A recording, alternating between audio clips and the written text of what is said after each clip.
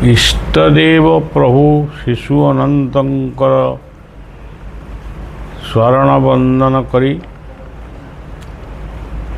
ଇଷ୍ଟଦେବୀ କ୍ଷେତ୍ରେଶ୍ୱରୀ ମା ଜ୍ୟୋତିପ୍ରଭା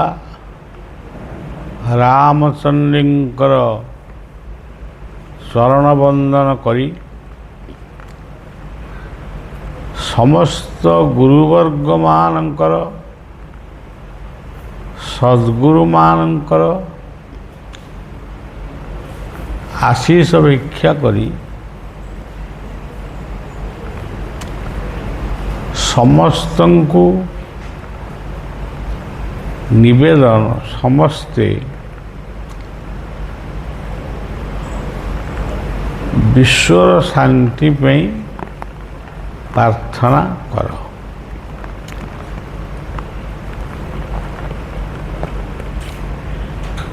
ଆଜି ବିଶ୍ୱ ଅଶାନ୍ତ, ସମାଜ ବି ଅଶାନ୍ତ। ଏ ସବୁ ଅଶାନ୍ତ ପରିବେଶ ଭିତରେ ସାଧୁ ସନ୍ଥ ଯେଉଁମାନେ ପ୍ରକୃତ ସାଧୁ ପ୍ରକୃତ ସନ୍ଥ ସେମାନେ ଆଜି କ୍ଳାନ୍ତ ହୋଇପଡ଼ୁଛନ୍ତି।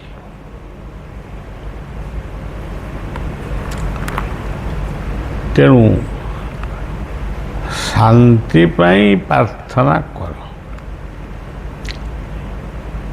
ଏଇ ଯେଉଁ ଆମମାନଙ୍କର ଇଷ୍ଟଦେବ, ଏଇ ଯେଉଁ ଶ୍ରୀମୂର୍ତ୍ତି ଏଠି ପୂଜା ପାଉଛନ୍ତି, ଯାହାଙ୍କୁ ଆମେ ଶିଶୁ ଅନନ୍ତଙ୍କ ରୂପରେ ପୂଜା କରୁ, ସେଇ ଶିଶୁ ଅନନ୍ତ ପ୍ରକୃତରେ କ'ଣ?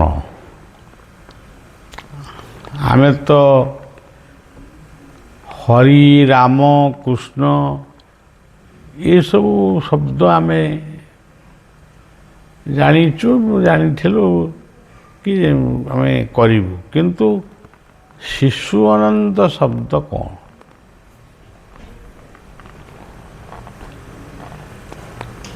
ଶିଶୁ କହିଲେ ସୂକ୍ଷ୍ମ ଜ୍ୟୋତି ହିଁ ଶିଶୁ। ନିରାକାର ପରମାତ୍ମାକୁ ତ ଆମେ ଦେଖିନୁ, ଆନୁମାନିକ ଭାବରେ ଆମେ ଯେତିକି ଜାଣିଛୁ, ଗୋଟେ ଅନ୍ଧାର ବିସ୍ତୃତ ଘନ ଅନ୍ଧାର ଭିତରେ ଗୋଟିଏ ମାତ୍ର ପ୍ରଦୀପ ଜଳୁଛି। ସେଇ ପ୍ରଦୀପର ଅଗ୍ନି ଶିଖା ସେ ସମଗ୍ର ଜଗତକୁ ପରିକ୍ରମା କରୁଛି। ସେ ସବୁ କଥା ସେଇ ହିଁ ବୁଝୁଛନ୍ତି। କେମିତି ବୁଝୁଛନ୍ତି, କାହିଁକି ବୁଝୁଛନ୍ତି, କ'ଣ ବୁଝୁଛନ୍ତି, ଏତେ କଥା ଆମେ କହିଲେ ବି ସେ ସରିବ ନାହିଁ, ନା ଆମେ ବି ଜାଣିନୁ କି ତାକୁ କହିବା ସମ୍ଭବ ବି ନୁହେଁ। ସେଥିପାଇଁ ଆମର ସବୁ କଥାକେ ଆମେ କହୁ, ଯାହାକୁ ରଖିବେ ଅନନ୍ତ କି କରିପାରେ ବଳ। ବର୍ତ୍ତମାନ ଏଇ ଯେଉଁ ସୃଷ୍ଟିଟା ବର୍ତ୍ତମାନ ଚାଲିଛି, ଇଏ ସୃଷ୍ଟି ବର୍ତ୍ତମାନ ଅନନ୍ତଙ୍କ ଦୟାରୁ ହିଁ ଚାଲିଛି। ଆମେ ପୁରାଣ ବା ବିଭିନ୍ନ ପୁରାଣରୁ ଆମେ ଜାଣୁ ଅନନ୍ତ ପୃଥିବୀକୁ ଧାରଣ କରିଛନ୍ତି। ଇଏ କଥାଟା ବି ଆମେ ପ୍ରମାଣ କରିପାରିବା ନାହିଁ। ଗୋଟେ ସର୍ପାକୃତି ଅନନ୍ତ, ସିଏ ପୃଥିବୀକି କେମିତି ଧାରଣ କଲେ? ସର୍ପର ମୁଣ୍ଡ ହେଉଛି ଫଣା, ସେ ଫଣା ଉପରେ ପୃଥିବୀ ରହିଲା ବା ରହିଛି, ଇଏ କଥା ଆମେ କହିଦେଇପାରିବା, କିନ୍ତୁ ପ୍ରମାଣ କରିପାରିବା ନାହିଁ। ଅନନ୍ତ କହିଲେ କେବଳ ଶୂନ୍ୟକୁ ହିଁ ଅନନ୍ତ ବୋଲି ଭାବିବାକୁ ପଡ଼ିବ। ଇଏ ଜଗତ ହେଉଛି, ଇଏ ଜଗତକୁ ଧାରଣ କରିଛନ୍ତି ସେଇ ଶୂନ୍ୟ ବ୍ରହ୍ମ ବା ବ୍ରହ୍ମ ଅନନ୍ତ। ଇଏ ହେଉଛି ଗୋଟିଏ କଥା। ଶିଶୁ ଶବ୍ଦକୁ ଯଦି ଆପଣ ବା ଆମେ ଚିନ୍ତା କରିବା, ସିଏ ହେଉଛନ୍ତି ସୂକ୍ଷ୍ମ।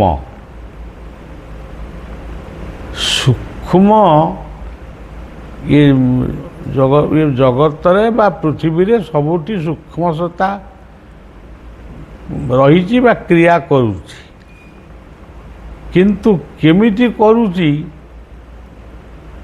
ସେ କଥା ଆମେ ତାକୁ ଠିକ୍ ଭାବରେ ବର୍ଣ୍ଣନା କରିପାରିବାନି। ଅନେକ ଭାଷ୍ୟକାର ମାନେ ଏ ସମ୍ବନ୍ଧରେ ବହୁତ କଥା ମଧ୍ୟ କୁହନ୍ତି, କିନ୍ତୁ ଆମେ ସେ କଥାକୁ ମାନି ନେବା, କିନ୍ତୁ ତାକୁ ଅନୁଭବକୁ ଆଣିବା ବଡ଼ କଷ୍ଟ। ତେବେ ଶିବଂ ଶୁଭ, ସି କହିଲେ ଶିବ, ଶିବର ଆଉ ଗୋଟିଏ ଅର୍ଥ ହେଉଛି ଭବ। ଭବ କହିଲେ ପୃଥିବୀ, ଶିବ କହିଲେ ବେଦ, ବେଦଙ୍କୁ ଶିବ କୁହାଯାଏ। ଶିବ କହିଲେ ଯଜ୍ଞ। ତେବେ ଯଜ୍ଞଟି କ'ଣ? ଆମେ ଯେତିକି ଜାଣିଛୁ ଆମେ ସେତିକି କହିବୁ। ଯଜ୍ଞ କ'ଣ?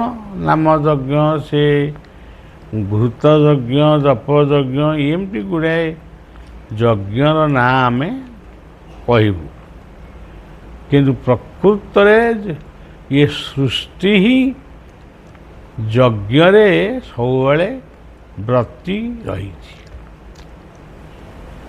ଯଜ୍ଞ ଆମ ଭାରତବର୍ଷରେ ବା ସନାତନ ହିନ୍ଦୁ ଧର୍ମରେ ସାଧୁସନ୍ତମାନେ ବ୍ରାହ୍ମଣମାନେ ଯଜ୍ଞ କରୁଛନ୍ତି। ସେ ଯଜ୍ଞର ପୁଣି ଉଦ୍ଦେଶ୍ୟ ହେଉଛି ବିଶ୍ୱ ଶାନ୍ତି। ବିଶ୍ୱ ଶାନ୍ତି ହଉ ବା ନ ହଉ, କିନ୍ତୁ ସେଇମାନେ ଏଇ ସଂକଳ୍ପରେ ଯଜ୍ଞ କରୁଛନ୍ତି। କିନ୍ତୁ ପ୍ରକୃତରେ ଯଜ୍ଞର ପରିସୀମାଟା ସେତିକି ଭିତରେ ଆବଦ୍ଧ ନୁହେଁ। ସକାଳୁ ସନ୍ଧ୍ୟା ରାତିରେ ଶୋଇବା ପର୍ଯ୍ୟନ୍ତ ଆମେ ସବୁ ଯାହା କିଛି କରୁଛୁ, ଯଥା କୃଷକ ଚାଷ କରୁଛି, ଆଉ କିଏ ପାଠ ପଢ଼ଉଛି, କି ପାଠ ପଢ଼ୁଛି, କିଏ ଯିଏ ଯାହା କରୁ, ଡାକ୍ତର ତା କାମ ସେ କରୁଛି, ସୈନିକ ତା କାମ ସେ କରୁଛି। ଏଇ ଯେଉଁ କାମ ଗୁଡ଼ାକ ସବୁ ଆମେ ଦେଖୁଛେ, ଏ ବର୍ତ୍ତମାନ ବର୍ଷା ଦିନ, ଚାଷୀ ବର୍ତ୍ତମାନ ଚାଷ କରୁଛି, ଇଏ ଚାଷ ମଧ୍ୟ ଯଜ୍ଞ। କିଏ ବାସ ଗଢ଼ୁଛି, ଇଏ ବାସ ମଧ୍ୟ, ବାସ ଗଠନ ମଧ୍ୟ ଯଜ୍ଞ। ଆମେ ଏଠି ବସିଛୁ ଗୋଟେ ଛାତ ତଳେ, ଇଏ ଛାତ ମଧ୍ୟ ଯଜ୍ଞଶାଳା। ଆମ ରହିବା ଘର ମଧ୍ୟ ଯଜ୍ଞଶାଳା। ସମୁଦ୍ର ବହୁଛି, ଖାଲି କ'ଣ ମନକୁ ବହୁଛି, କି ସମୁଦ୍ରର ଯେଉଁ ଲହଡ଼ି ମାଳ, ନଦୀର ଯେଉଁ ସ୍ରୋତ, ଝରଣାର ଯେଉଁ କଳକଳ ନାଦ, ଇଏ ସବୁ ହେଉଛି ବିଶ୍ୱପତି ଅନନ୍ତଙ୍କର ଯଜ୍ଞ। ଆମେ ବିଶ୍ୱପତି ଅନନ୍ତକୁ ଅନନ୍ତ କହୁଛୁ କି ଶିଶୁ ଅନନ୍ତ କହୁଛୁ, ଆଉ କିଏ କେଉଁ ରୂପରେ କହୁଛି? ଆପଣ ଦେଖନ୍ତୁ, ମୁଁ ଗୋଟେ ହିନ୍ଦୁ ଘରର ମଣିଷଟିଏ। ମୁଁ ହିନ୍ଦୁ ଘରରେ ଜନ୍ମ ହୋଇଥିବାରୁ ମୁଁ ନିଜକୁ ହିନ୍ଦୁ କହୁଛି। ଯଦି ମୁଁ ମୁସଲମାନ ଘରେ ଜନ୍ମ ହୋଇଥାନ୍ତି କି ଖ୍ରୀଷ୍ଟିଆନଙ୍କ ଘରେ ଜନ୍ମ ହୋଇଥାନ୍ତି, ମୁଁ ନିଜକୁ ଖ୍ରୀଷ୍ଟିଆନ କହିଥାନ୍ତି, ମୁସଲମାନ କହିଥାନ୍ତି। ମୁଁ ବର୍ତ୍ତମାନ ମୋର ଇଷ୍ଟଙ୍କୁ ଶିଶୁ ଅନନ୍ତ ବୋଲି କହୁଛି, କେତେବେଳେ କୃଷ୍ଣ, ରାମ, ପୁରୁଷୋତ୍ତମ ଏମିତି ସବୁ କହୁଛି। ସେତେବେଳେ ଗୋଟିଏ ଦୁଇଟି ନାମ କହିଥାନ୍ତି। କିନ୍ତୁ ମନେ ରଖିବାକୁ ପଡ଼ିବ, ଏ ସବୁ ନାମର କର୍ତ୍ତା ହେଉଛନ୍ତି ଜଣେ। ଯେତେ ପ୍ରକାର ନାମ ଆଜି ପର୍ଯ୍ୟନ୍ତ ପୃଥିବୀରେ ଆବିର୍ଭାବ ହେଇଛନ୍ତି, ଏ ସବୁ ନାମର କର୍ତ୍ତା ହେଉଛନ୍ତି ଜଣେ।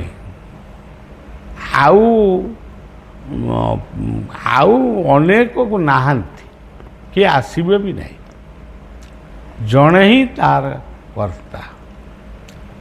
ବର୍ତ୍ତମାନ ଜଗତ ଅଛି, ସେ ବି ଜଗତକୁ ଚଳାଉଛନ୍ତି।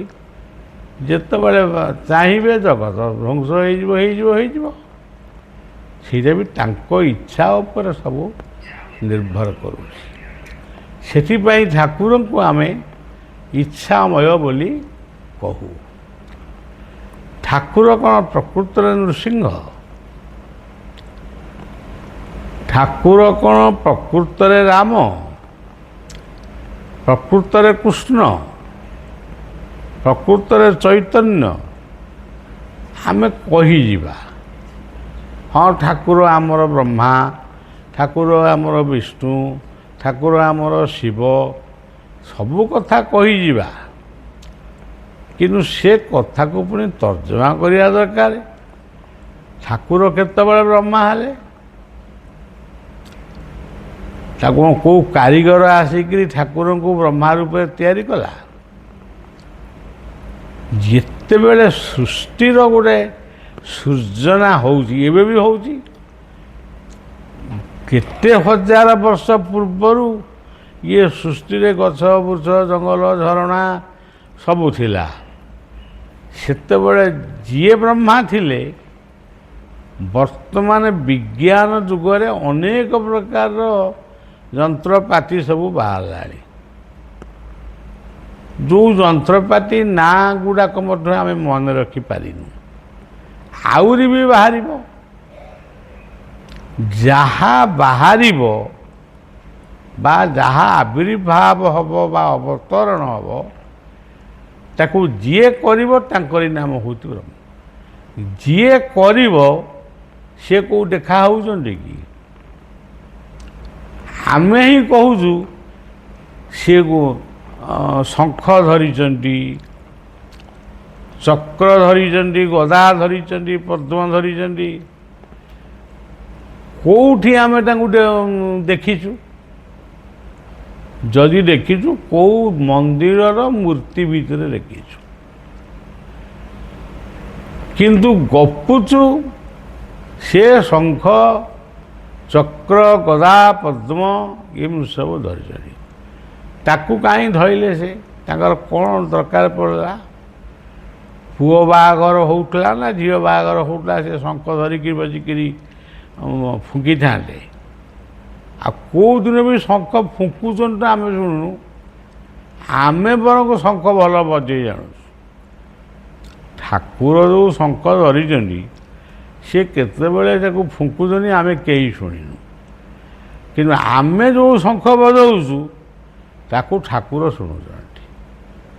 ଆମେ ଏଠି ଶଙ୍ଖ ବଜାଇଲେ ଆମ ପାଖରେ ଯେଉଁ କୁକୁରମାନେ ଅଛନ୍ତି ସେ ବି ଶଙ୍ଖ ଭଳିଆ ବୋବେଇବେ। ତେଣୁ ଶଙ୍ଖ ହେଉଛି କ'ଣ?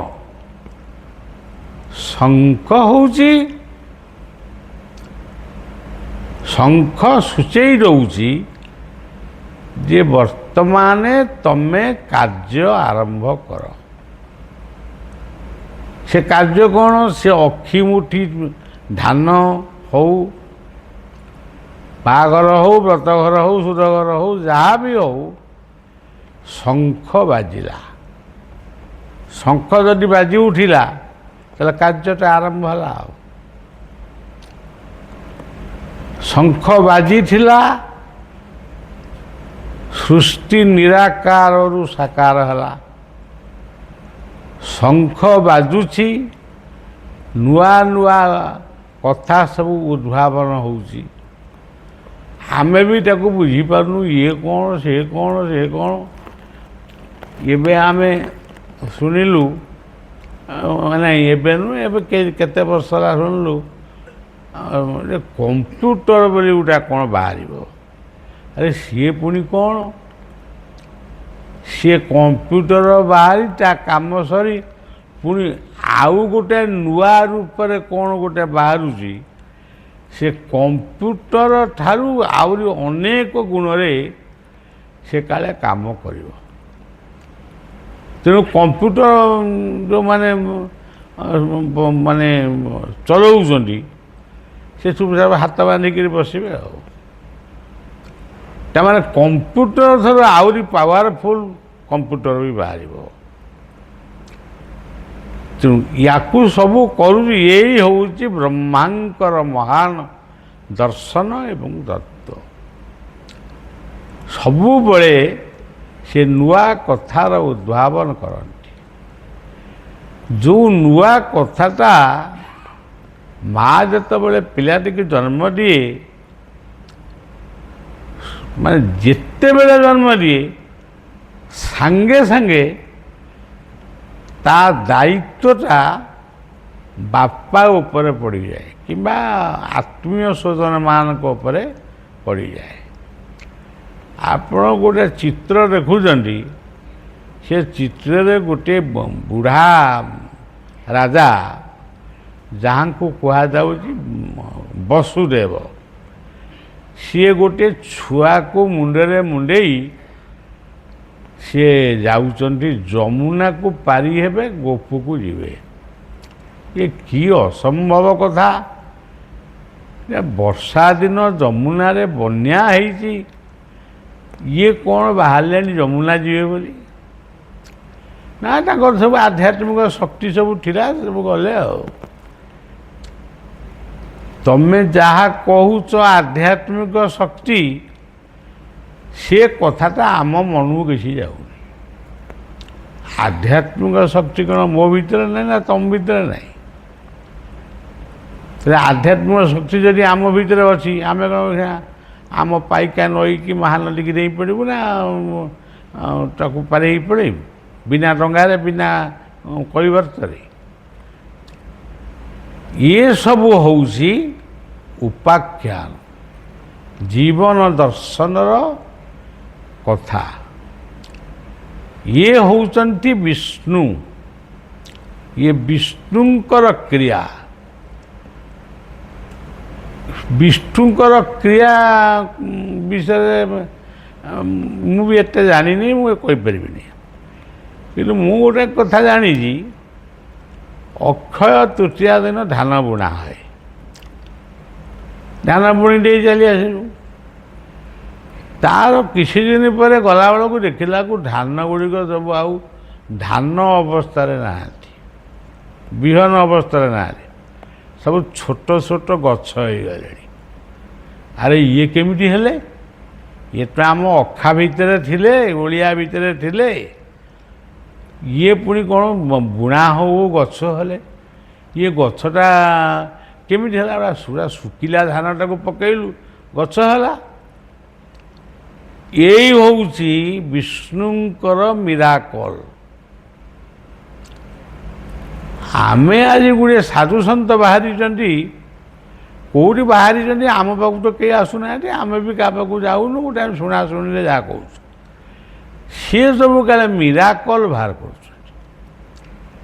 ଯଦି ତୁମେ ବାବୁ ମିରାକଲ ଏତେ ଜାଣିଛ, ତୁମର ଯଦି ଏତେ କ୍ଷମତା ଅଛି, ଧାନ ଆମେ ଆଜି ବୁଣିଲୁ, କାଲି ଗଛ ହେଲା, ତା କିଛି ଦିନ ପରେ ଗଲାବେଳକୁ ସିଏ ପୁଣି ଆଉ ଗୋଟେ ରୂପ ନେଲା। ଏମିତି ହେଇ ସେ କଟାକଟି ହେଇ କ'ଣ ବେଙ୍ଗଳା ପଡ଼ି ସେ ଇଏ ମାନେ ବିଭିନ୍ନ ହେଇ ପୁଣି ଅମଳ ହେଲା। ଅମଳ ହେଇକିରି ପୁଣି ଧାନ ବସ୍ତାରେ ଆସିକି ରହିଲା। ଧାନ ବସ୍ତାରେ ଦିନେ ଦୁଇ ଦିନ ବି ରହୁନି, ରହୁଛି ଆଉ 6 ମାସ ଖଣ୍ଡେ କି 7 ମାସ ଖଣ୍ଡେ ରହୁଛି। ସେ ଶୁଖିଲା ଚେମେଡ଼ା ଧାନରୁ ପୁଣି କେମିତି ଧାନଟା ବାହାରିଲା? ଏଇ ଯେଉଁ ମିରାକଲ ନା, ସେ ପାଣି ବାଜିବାରୁ ସେ ବାହାରିଲା। ପାଣିଟା କେଉଁଠୁ ଆଇଲା? ପାଣିଟାକୁ କ'ଣ ତୁମେ କମ୍ପାନୀ କରି ସୃଷ୍ଟି କରିଛ? କେଉଁ କଥାଟାକୁ ତୁମେ ସୃଷ୍ଟି କରିଛ? ଆମେ ନିଜକୁ ନିଜେ ଏତେ ଫୁଟାଣି ଗପ ସବୁ ମାରୁଛୁ। ଯେଉଁ ସାଧୁସନ୍ଥମାନେ ଦୟାକରି ଏତେ ମିରାକଲ ଦେଖାଉଛନ୍ତି, ତାଙ୍କୁ ଯଦି ତାଙ୍କ ବିଷୟ ଯଦି ପଦେ ଅଧେ ବି କେତେବେଳେ ପାଟିରୁ ବାହାରିଗଲା, ସିଏ ଗୋଟେ ଲୋକମାନଙ୍କ ଭିତରେ ଘା ହେଇଯାଉଛି। ବଳିଆ ବାବା ଅମକ ସାଧୁଙ୍କୁ ସମାଲୋଚନା କଲେ। ଆରେ ସମାଲୋଚନା କେତେବେଳେ କଲି? ଜଣେ ସାଧୁ ଗଞ୍ଜେଇ ଖାଇଲେ, ତାଙ୍କର ପେଟରେ ଘା ହେଲା। ଏଇଟା କ'ଣ ମୁଁ ଯଦି କହିଦେଲି ଗଞ୍ଜେଇ ଖାଇବାରୁ ତୁମ ପେଟରେ ଘା ହେଲା, ଏଇ କଥାଟା କହିବାରୁ କ'ଣ ମୁଁ ଗୋଟେ ସାଧୁ ନିନ୍ଦୁକ ହେଇଗଲି? ମୁଁ ବା ଭଲ କଥାଟା କହିଲି। ତାମାନେ ମୁଁ ପରୋକ୍ଷରେ ନିବେଦନ କଲି, ପ୍ରାର୍ଥନା କଲି, ଏ ସାଧୁ ମହାନ ଇଏ ଆପଣ ଯାଇକି ଟିକେ ଚିକିତ୍ସା ହୁଅନ୍ତୁ ଡାକ୍ତରଙ୍କ ପାଖରେ, ଖାଇବା ଗଞ୍ଜେଇ ବନ୍ଦ କରନ୍ତୁ। ଇଏ କ'ଣ ଗୋଟେ ସମାଲୋଚନା ହେଲା? ଯେଉଁଠି ସମାଲୋଚନା ଥାଏ ସେଠି ଭଲ ପାଇବା ଥାଏ ଏବଂ ଆଲୋଚନା ମଧ୍ୟ ଥାଏ। ତେଣୁ ବିଷ୍ଣୁ ହେଉଛନ୍ତି ପରିଚାଳକ। ଆମ ଘରର ବାପା ଅଜା ମାନେ ଯେମିତି ଆମର ପରିଚାଳକ, ସେମିତି ଏ ସୃଷ୍ଟିରେ ବିଷ୍ଣୁ କେଉଁଠି ଅଛନ୍ତି, କିଏ ତାଙ୍କୁ ଖୋଜୁଛି ଯେ କ'ଣ ହେବ? ତେଣୁ ବିଷ୍ଣୁ ଆମର ଯେମିତି ଥାଆନ୍ତୁ, ଯେଉଁଠି ଥାଆନ୍ତୁ, ଗୋଡ଼ ବାଜିଗଲେ ଆମେ ଆଜି କହୁଛୁ ବିଷ୍ଣୁ। ସେଇ ବିଷ୍ଣୁ ସେ ଯେମିତି ତାଙ୍କର ଅଛନ୍ତି। ଆମର କ'ଣ ଦରକାର? ଆମେ କହିବା ସିଏ ନୃସିଂହ ଭଳିଆ ଅଛନ୍ତି। ଇଏ କି କଥା? ବିଷ୍ଣୁ ଗୋଟାଏ ନୃସିଂହ ରୂପରେ ଗୋଟାଏ ମୁଣ୍ଡଟା ସିଂହ ଆଉ ହାତରେ ନଖ, ଇଏ ଗୋଟେ ରୂପ କାହିଁକି ହେଲେ? ସେ କ'ଣ ସେମିତି ହେଇପାରିନଥାନ୍ତେ? ସେ ରାମ ରୂପରେ ଅଛନ୍ତି। କ'ଣ ରାମ ରୂପରେ ଅଛନ୍ତି? ଗୋଟେ ଧନୁ ଧରିକି 14 ବର୍ଷ ଜଙ୍ଗଲରେ କାହିଁକି ବୁଲିଲେ? ସିଏ କ'ଣ ଚାହିଁଥିଲେ ଅବତାର ପୁରୁଷ ରାବଣକୁ ଏକା ଦିନକେ ଖତମ କରିଦେଇଥାନ୍ତେ? ଇଏ ସବୁ ଲୀଳା। ଏମିତି ଗୋଟେ ଲୀଳାର ଉପାଖ୍ୟାନ ଶୁଣିଲେ ଆମ ଭିତରେ ଭକ୍ତି, ବିଶ୍ୱାସ, ଭଲ ପାଇବା ବର୍ଦ୍ଧିତ ହେବ। ଆମେ ତାକୁ ଯଦି ମାଙ୍କଡ଼ାମି କରି ଆଡ଼ୁ ସାଡ଼ୁ କରି ଗପିବା, ତାହେଲେ ଲୋକ ଶୁଣିବେ, ଉଠିକି ପଳେଇବା, କିଛି ମନେ ରଖିବେ। ରାମଙ୍କର କେଉଁ ଗୁଣକୁ କିଏ ମନେ ରଖିଛି କେଉଁ ଗାଁରେ? ସେମିତି ଗୋଟେ ଆପଣମାନେ ଲାଇଭ୍ ଶୁଣୁଛନ୍ତି, ସେମିତି ଗୋଟେ ପୁଅର ନାଁ ମୋ ପାଖକୁ ପଠାଇଲେ ମୁଁ ତାଙ୍କୁ ଧନ୍ୟବାଦ ଜଣାଇବି। ରାମଙ୍କର କେଉଁ ଗୁଣଟା ତାଙ୍କ ପାଖରେ ଅଛି? କେବଳ ପ୍ରବଚନରେ ଅଛି, ଗପରେ ଅଛି। ତେଣୁ ମୁଁ ବର୍ତ୍ତମାନ ଯଦି ଚାହିଁବି ପ୍ରବଚନ କରିବା ପାଇଁ, ତୁମେ ମୋତେ ପରୀକ୍ଷା କରିବା ପାଇଁ କହିବ, ଆପଣ ଯଦି ପ୍ରବଚନ କରିବେ 1 ମାସ ପ୍ରବଚନ କରନ୍ତୁ। ମୁଁ କିନ୍ତୁ କହିବି ମୁଁ 2 ମାସ ପ୍ରବଚନ କରିବି। ତମର ବସିବାର ଧୈର୍ଯ୍ୟ ଅଛି, ଶୁଣିବାର ଧୈର୍ଯ୍ୟ ଅଛି। ଆମ ଭାରତବର୍ଷରେ ସାଧୁସନ୍ଥମାନେ ସବୁବେଳେ ପ୍ରବଚନ ଚଲେଇଛନ୍ତି। ଏଇ ଶୁଣୁନା, ମୋଠୁ କ'ଣ ଶୁଣିବ? ତେଣୁ ବିଷ୍ଣୁ ହେଉଛନ୍ତି ପରିଚାଳକ। ଆପଣ ମାନେ ଗୋଟେ କଥା ବି ସାଇନ୍ସ ବର୍ତ୍ତମାନ ଉନ୍ନତି କରିଛି। ଆମର ଏ ହୃଦୟ ଭିତରେ ଗୋଟେ ଚାରିଟା କୋଠରୀ ଅଛି। ରକ୍ତ ପରିଷ୍କାର ହେବ, ରକ୍ତ ମାନେ ପ୍ରବାହିତ ହେବ। ୟାକୁ ଗଢ଼ିଥିଲା କିଏ? କେଉଁ ଡାକ୍ତର ଗଢ଼ିଥିଲେ? ନା ଏଇ ହୃଦୟଟା ଏମିତି ଗଢ଼ିଲେ ମଣିଷଟା ବଞ୍ଚିବ। ସେଇ ଯଦି ଭୁଲ ଭାଲ ହେଲା, କାହାକୁ ହୃଦଘାତ ହେଲା, କାହାକୁ ବ୍ରେନ୍ ଷ୍ଟ୍ରୋକ୍ ହେଲା, କିଏ ବଞ୍ଚିଲା କିଏ ମଲା।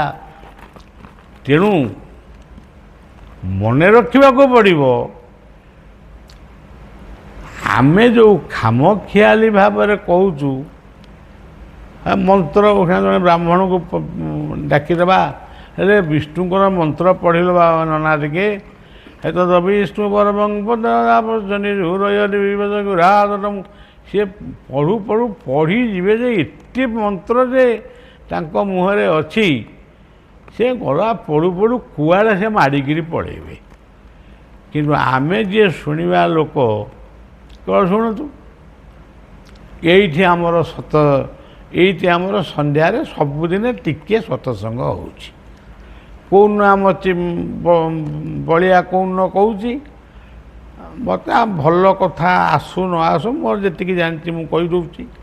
ଚକ୍ରଧର ପଣ୍ଡିତ ସିଏ କହୁଛନ୍ତି, ଆମର ଏ ଯେଉଁ ପଣ୍ଡିତ ଆମ ଗୋପାଳ ପଣ୍ଡିତ ସେବକ ସିଏ କହୁଛନ୍ତି, ଚଗଲାନା ପଣ୍ଡିତ ବି କହୁଛନ୍ତି, ଆଉ ବି ଅନେକ ଭିତରେ ଭିତରେ ବାହାରିଲେଣି କହିପାରିବେ ମଧ୍ୟ।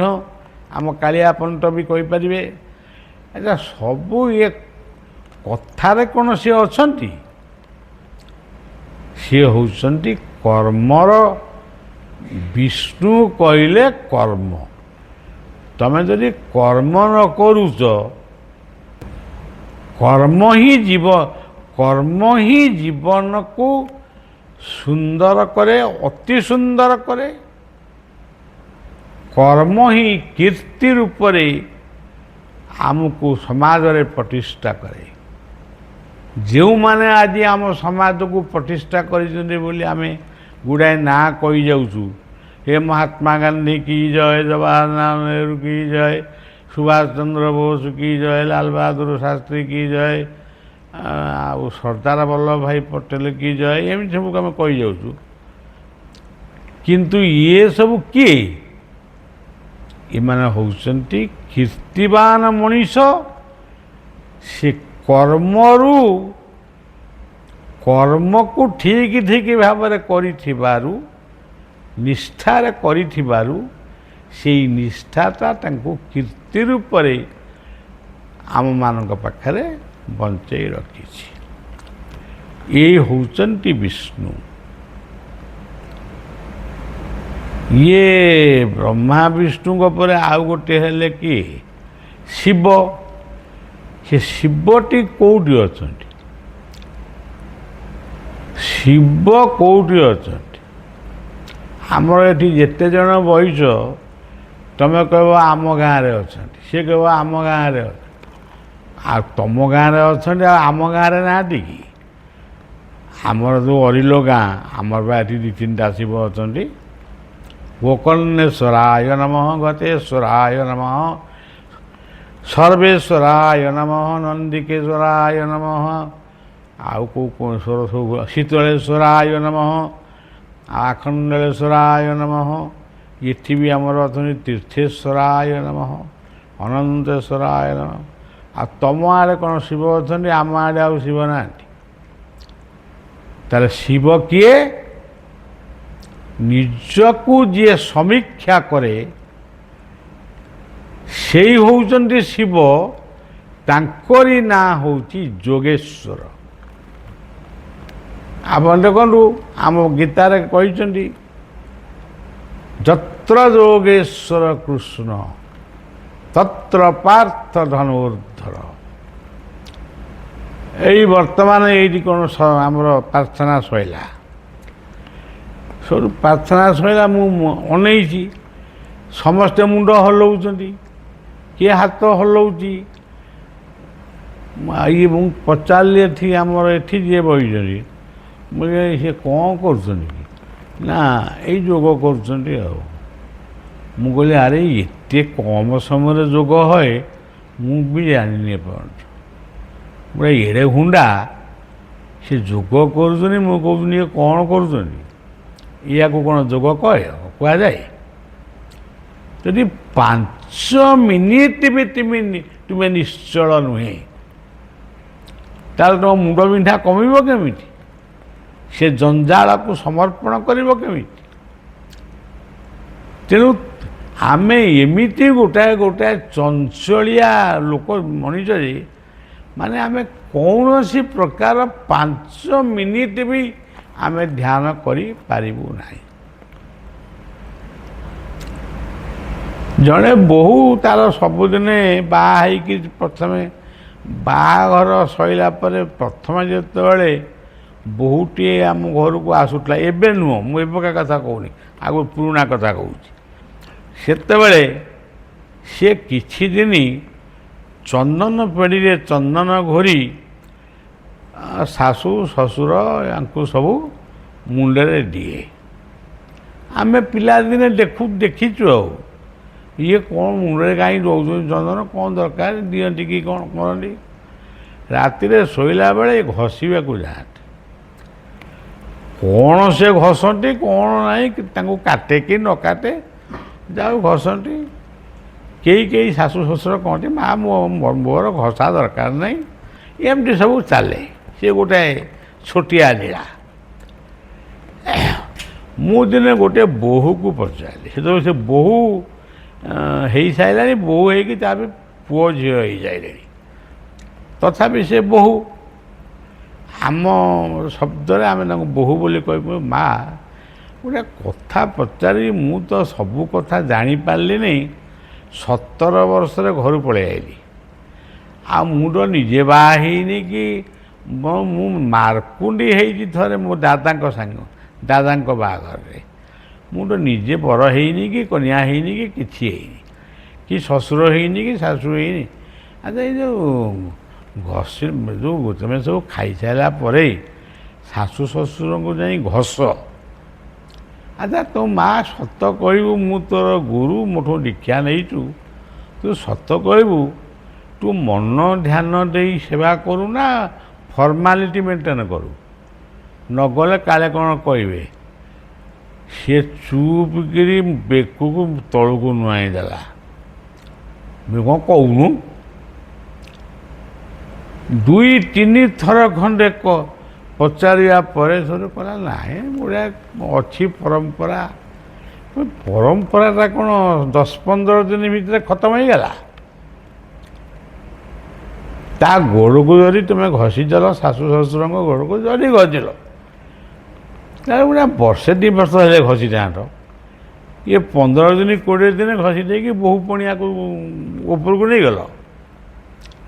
ତେଣୁ ଏ ସବୁ ମିଛ, ଏ ସବୁ ପ୍ରବଞ୍ଚକ, ଏଥିରେ କୌଣସି ମୂଲ୍ୟ ନାହିଁ। ଏ ଚନ୍ଦନ ଘୋରିଆରେ ନାହିଁ ନା କିଛି ନାହିଁ। ଗୋଟିଏ ବୋହୂ ଲୋକ ଖାଇସାରିଲା ପରେ ଦେଖିଲେ ଲୋକ ଆଜି ଖାଇବା ଡେରି ହେବ, ସେ ଆଗତୁରା ବି ଲୁଚେଇକିରି ଗୋଟେ ଗୁଳା ଖାଇ ଦେଉଛନ୍ତି। ଖାଇ ଦେଇକିରି ତାପରେ ତାଙ୍କ ପାଇଁ ରଖୁଛନ୍ତି। ତେଣୁ ଇଏ ମଧୁର ଭକ୍ତିର ଆଉ ଆବଶ୍ୟକ ନାହିଁ। ତେଣୁ ଶିବ କହିଲେ ଜୀବର ସେବା କର, ସେଇ ହେବ ଶିବାଭିଷେକ, ରୁଦ୍ରାଭିଷେକ।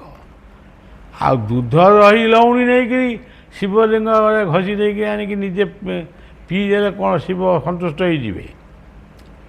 ଜୀବ ସେବା କରେ ଯେଉଁ ଜନ, সেই জন সেবিতে ঈশ্বর। ଖାଲି ଓମ୍ ନମ ଶିବାୟ କହିଲେ କମ୍ପମାନ ହେଇଯିବେ?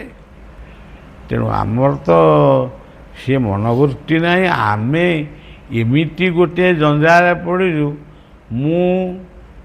ତୁମେ କିଏ ନା ଆମେ ହେଲୁ ମୁଁ ଅମୁକ, ତୁମର ସ୍ତ୍ରୀ ନାଁ କ'ଣ ଅମୁକ, ତୁମ ଶାଶୁଘର କେଉଁଠି ଅମୁକ, ଶ୍ୱଶୁର ଘର, ହଉ ଶାଶୁ ନାଁ କ'ଣ, ଶ୍ୱଶୁର ନାଁ କ'ଣ, ଶ୍ୱଶୁର ଘର ଗାଁ ନାଁ କ'ଣ, ଆମେ ତାକୁ ପାଣି ଭଳିଆ ମୁଖସ୍ଥ କରିଦେଇଛୁ। ତୁମର କେଇଟି ପୁଅ କେଇଟି ଝିଅ କେଇଟି ନାତି କେଇଟି ନାତୁଣୀ ଏମିତି ଯେତେ ପଚାରିବୁ ସେ ତା ପେଟ ଭିତରୁ ମକରନ୍ଦ ଧରିଲା ଭଳିଆ ଖାଲି ବାକ୍ୟାମୃତ ଗୁଡ଼ାକ ଧରିବ। ମୋର ଅମୁକ ସେ ମୋର ସମକ। ଆଚ୍ଛା ଆମ ପ୍ରକାଶକୁ ଯଦି ପଚାରିବ ତୋ ପୁଅ କେଉଁଠି, ସେ ଗୋଟେ ଅଛି ବାଙ୍ଗାଲୋରରେ, ଆଉ ଗୋଟେ ଅଛି ଭୁବନେଶ୍ୱରରେ। ଯାହାକୁ ପଚାରିବ ସେ ସମସ୍ତଙ୍କ ପାଖରେ ଗୋଟେ ଗୋଟେ ଶିବ ପୁରାଣ ଅଛି। ଆଉ ସେସବୁ ନୁହେଁ, ଶିବ ହେଉଛନ୍ତି ମଙ୍ଗଳ। ମଙ୍ଗଳ ମଙ୍ଗଳ ପାଇଁ, ଜୀବର ମଙ୍ଗଳ ପାଇଁ, ସୃଷ୍ଟିର ମଙ୍ଗଳ ପାଇଁ ଯେତିକି କରୁଛ ସେତିକି ହେଉଛି ଶିବାଭିଷେକ, ସେଇ ହେଉଛି ରୁଦ୍ରାଭିଷେକ। ଆଉ ଲହୁଣୀ ଘିଅ ଘଷି ଦେଇକିରି ତାକୁ ଆଣିକି ନିଜେ ଟିକେ ଟିକେ ବାଣ୍ଟିଦେଲ, ନିଜେ ଖାଇଦେଲ। ତେଣୁ ସଜ୍ଜନ ସବୁ କଥାର ତତ୍ତ୍ୱ ରହିଛି। ତେଣୁ ଏଇ ଜୀବନ ଏକ ସୁନ୍ଦର, ଏ ପୃଥିବୀ ଆମର ସୁନ୍ଦର, ଆମ ଦେଶ ସୁନ୍ଦର, ଆମ ରାଜ୍ୟ ସୁନ୍ଦର। ସୁନ୍ଦର ମୁଁ ତ କାହା ମୁହଁରୁ ଶୁଣେନି। ସୁନ୍ଦର ହଁ ହଁ ଭଲ ପୁଅଟିଏ, ଭଲ ସୁନ୍ଦରିଆ ପୁଅଟିଏ ମୋ ଝିଅ ସାଙ୍ଗରେ ସେ ଟିକେ ମ୍ୟାଚ୍ କରିବ, ମାନେ ଭାଷା ସବୁ ଶିଖିଛନ୍ତି, ମ୍ୟାଚ୍ କରିବ। ସେ କ'ଣ ଟେଲର ନା ଦର୍ଜି ନା କ'ଣ ସେ? ଆଉ ଗୋଟେ କହିବ ହଁ ବହୁଟି ନିକ ବୋହୂ ଅତି ସୁନ୍ଦରୀ, ମୋ ପୁଅ ସାଙ୍ଗରେ ସେ ପଡ଼ିଯିବ। ଆଉ କ'ଣ ସୁନ୍ଦର ଆଉ ସୁନ୍ଦରୀ ୟାଙ୍କରି ଭିତରେ ସୀମିତ? ପ୍ରକୃତରେ ସୁନ୍ଦର କିଏ? ସେ ସୁନ୍ଦର କିଏ ଆଉ ସୁନ୍ଦରୀ କିଏ? ସିଏ ସୁନ୍ଦରଙ୍କୁ ତମେ ଦେଖିଛ? ତେଣୁ ମୋଟାମୋଟି ଆମେ ଯଦି ଦେଖିନେ, ଆମେ ଆଉ ଦେଖିବା ପାଇଁ ଆଉ ବଡ଼ ବୟସ ନାହିଁ, ଆଉ କେଇଟା ଦିନ ବଞ୍ଚିବା, ଏ ସୁନ୍ଦର ସୁନ୍ଦରୀକି ଖୋଜୁ ଖୋଜୁ ଆମେ ମରିବା। ତେଣୁ ଆମ ସୁନ୍ଦର ସେଇ ଜଗନ୍ନାଥ, ଆମ ସୁନ୍ଦରୀ ସେଇ ସୁଭଦ୍ରା। ଆମର ଏଇ ତ କେତେ ସୁନ୍ଦର ଅଛନ୍ତି, ଆମ ଗୁରୁ ହିଁ ଆମ ପାଇଁ ସୁନ୍ଦର। ସୁନ୍ଦର ତୁମରି ଏତିକି ଦୁନିଆ,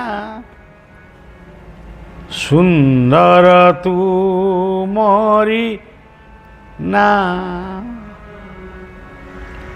ସୁନ୍ଦର ତୁମରି ଚରଣର ଧୂଳି, ସୁନ୍ଦର ତୁମରି ଗାଁ। ତେଣୁ ବାବୁ ସୁନ୍ଦର କିଏ? ମୁଁ ଜୀବନରେ ଗୁରୁଜନମାନଙ୍କୁ ବହୁତ ଘଷି ଦେଇଛି। ବୋହୂ କ'ଣ ଘଷି ହେବା? ଆଉ ବଳିଆ ବୋହୂ ବା ନିଜେ ବୋହୂ ହେଇକିରି ମୁଁ କାହାକୁ ନ ଘଷିଛି ଯାହା ଆମ ଘରେ ପଚାରି ଆସିବ।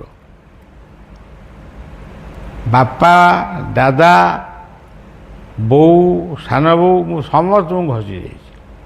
ଆଉ ତମେ କ'ଣ ଘଷା ଜାଣିଛ? ସେଇ ଯେଉଁ ଧୂଳିଟାକୁ ନେଇ ମୁଣ୍ଡରେ ମାରିଛୁ। ମୁଁ ମୋର ଦୀକ୍ଷା ଗୁରୁ ବୁଲାରାମଙ୍କୁ ବହୁତ ଘଷି ଦେଇଛି। ସେଇ ଯେଉଁ ଧୂଳିଟାକୁ ମୁଣ୍ଡରେ ମାରିଛୁ, ସିଏ ଧୂଳିର ସ୍ପର୍ଶ ଆଜି ପର୍ଯ୍ୟନ୍ତ ମଧ୍ୟ ଆମ ଭିତରୁ ଯାଇନି କି ଜୀବନେ।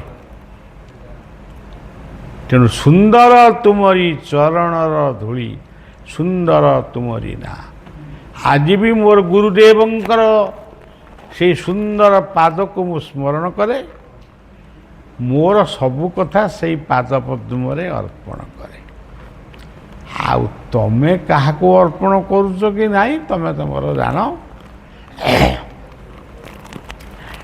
ଆମେ ଅର୍ପଣ କରୁଛୁ, ପୁଣି ଆର ଜନ୍ମକୁ ଆସି ପୁଣି ଅର୍ପଣ କରିବୁ। ଆମର ମୁକ୍ତି ମୋକ୍ଷ ନିର୍ବାଣ କିଛି ଦରକାର ନାହିଁ। ଆମେ ଏମିତି ଆସୁଥିବୁ, ମଣିଷର, ଜଗତର, ଦେଶର, ବିଶ୍ୱର ଜୟଧ୍ୱନି କରି ସଂସାର ଯିବୁ। ମୁଁ କହିପାରିବିନି ବୋଲି ଆଗେ କହୁଛି, ତାପରେ ଏମିତି କହୁଛି ଯେ ଲୋକ କହୁଛନ୍ତି ଇଏ କିଛି ହେଇନି, ମିଛରେ ସେମିତି ହେଉଛି ନା କ'ଣ? ପ୍ରକୃତରେ ମୁଁ ମିଛରେ ହେଉନି, ସତ୍ୟରେ ହେଉଛି। କିନ୍ତୁ ଗୋଟେ କଥା ଆରମ୍ଭ କରିଛି, ଗୋଟେ ବିପଦ ପଦେ ନ କହିଲେ ଆଉ କ'ଣ କରିବା। ତେବେ ଆଜିର ଏଇ ପବିତ୍ର ସନ୍ଧ୍ୟା ସେଇ ପବିତ୍ର ପାଦରେ ସମର୍ପଣ କରୁଛି। ଯାଇଥିଲି ଟିକେ ବୁଲିକିରି ଆନନ୍ଦ ହେବି, ଯୁଆଡ଼େ ଗଲି ସିଆଡ଼େ ଆମ ପଛରେ ଜଞ୍ଜାଳ ଗୋଡ଼େଇଲା। କହିଲି ନା, ଆମର ଆଶ୍ରମକୁ ପଳେଇବା। ବର୍ତ୍ତମାନ ମୁଁ ଆଶ୍ରମରେ 4-5 ଦିନ ଘରେ ଅଛି। ଯେଉଁମାନେ ଆସିବା କଥା ଆସ, 11ଟା ଭିତରେ ଆସ। ଆଉ ଯିଏ ଆସିବ ଟିକେ ତୁଳସୀ ଫୁଳସୀ ଯାହା ଆମ ପାଖରେ ଅଛି ଆମେ ଦେବୁ। ଆଉ ଶେଷରେ ଏଇ ପୂର୍ଣ୍ଣ ମାଟି ଧରିତ୍ରୀକି, ଏଇ ପୂର୍ଣ୍ଣ ମାଟି ଗିରି ଗୋବର୍ଦ୍ଧନ ଠାରୁ ଆରମ୍ଭ କରି ଯେତେ ପାହାଡ଼ ପର୍ବତ ନଦ ନଦୀ, ସିଏ କଦମ୍ବ ଗଛ ଠାରୁ ଆରମ୍ଭ କରି ଯେତେ ବର ଅଶ୍ୱତ୍ଥ ଯେତେ ଗଛ ଦୁନିଆରେ ଅଛି ସବୁ ହେଉଛି ଆମ ପାଇଁ ବୃନ୍ଦାବନ। ସେଇ ପବିତ୍ର ମାଟିକୁ ବଳିଆ ପ୍ରଣାମ ଜଣାଉଛି। ଆଉ ମୁଖ୍ୟତଃ ତମମାନଙ୍କ ଭିତରେ ସେଇ ଭଲ ପାଇବା ସୃଷ୍ଟି ହେଉ, ତୁମେ ଭଲ ମଣିଷ ହୁଅ, ଭଲ ଶିଷ୍ୟ ହୁଅ, ଭଲ ପୁଅ ହୁଅ। ଆଉ ଏତିକି ପ୍ରାର୍ଥନା କରି ରହୁଛି। ଜୟ ଶ୍ରୀ ରାଧେ।